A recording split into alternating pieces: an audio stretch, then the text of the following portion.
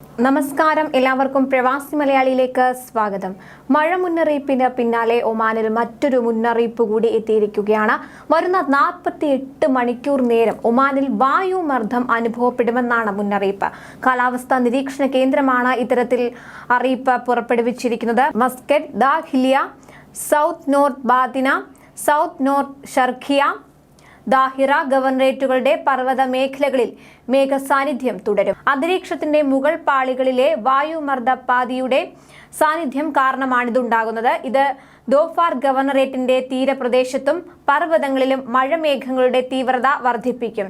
അടുത്ത 2 ദിവസം കൂടി ഇത് തുടരുമെന്നാണ് മുന്നറിയിപ്പ്. ദോഫാർ, അൽവുസ്ത ഗവർണറേറ്റുകളുടെ മരുഭൂപ്രദേശത്തും തുറസായ ഇടങ്ങളിലും പൊടി ഉയരും.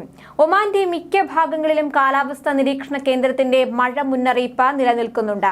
തിങ്കളാഴ്ച വരെ മഴയുണ്ടാകുമെന്നാണ് മുന്നറിയിപ്പ്.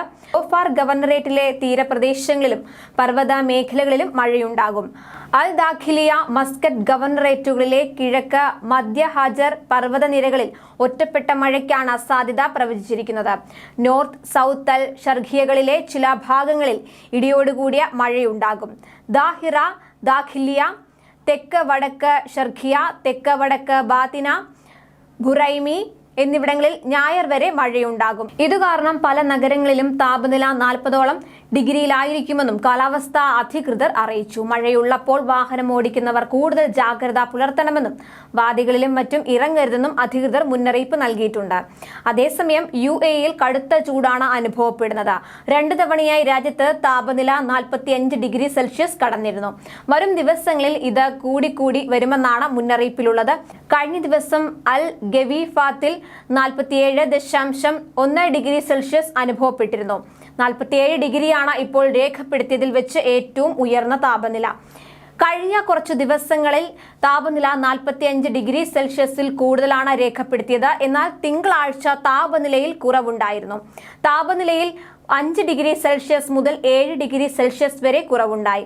അടുത്ത 2 ദിവസങ്ങളിൽ താപനിലയിൽ ഗണ്യമായ കുറവുണ്ടാകുമെന്നാണ് കാലാവസ്ഥാ പ്രവചനം സൂചിപ്പിക്കുന്നത്. പരമാവധി 36 ഡിഗ്രി സെൽഷ്യസ് പ്രതീക്ഷിക്കുന്നു.